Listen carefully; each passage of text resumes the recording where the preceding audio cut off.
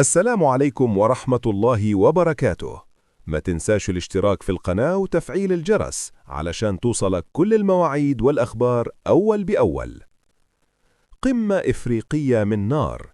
موعد مباراة الأهلي المصري ضد الترجي التونسي في إياب ربع نهائي دوري أبطال إفريقيا، مباراة حاسمة بكل المقاييس. الموعد السبت 21 مارس الساعة 9 مساء بتوقيت القاهرة. الملعب استاد القاهرة الدولي. القناة الناقلة BN سبورتس. 9 مساء بتوقيت مكة المكرمة، 11 مساء بتوقيت الإمارات، 8 مساء بتوقيت تونس.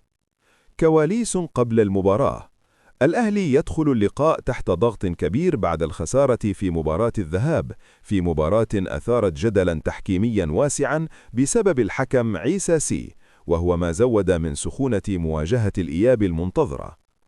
طاقم تحكيم الإياب: إن الاتحاد الإفريقي لكرة القدم عين المغربي جلال جيد لإدارة مباراة الأهلي والترجي، ويساعده مواطنه زكريا برنسي كحكم مساعد أول، ومصطفى كشاف كمساعد ثاني، فيما يكون حمزة الفارق حكما لتقنية الفيديو.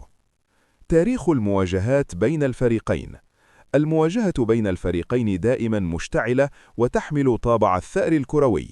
نهائي 2012 الأهلي يتوج باللقب من رادس. نهائي 2018 الترجي يحقق البطولة بعد مواجهة مثيرة. نصف نهائي 2021 الأهلي يقصي الترجي بثلاثية تاريخية.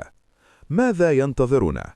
الأهلي مطالب بالعودة وقلب النتيجة وسط جماهيره وعلى أرضه، بينما الترجي يسعى لتأكيد تفوقه وخطف بطاقة التأهل.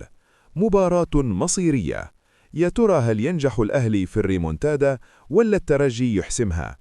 اكتب توقعك لنتيجة المباراة في التعليقات.